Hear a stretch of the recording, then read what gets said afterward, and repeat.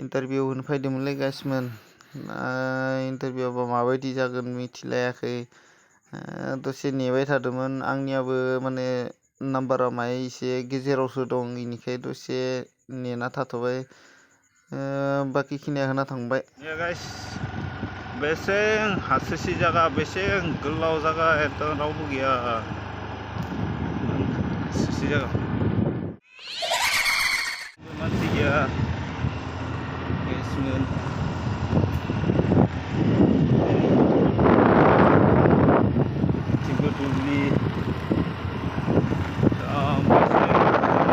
finally एकदम न'खर नुनानैसो बहुत गाहाम नांबाय इमान गोजान फैबाय इनिफ्राय थाव सोनोसै दिपुआव मोनफैबाय दिपुनिफ्राय दा नै न'आव थांलायनोसै दसे जिरायदोंमोन एकदम गरमानो बहुत गरम दा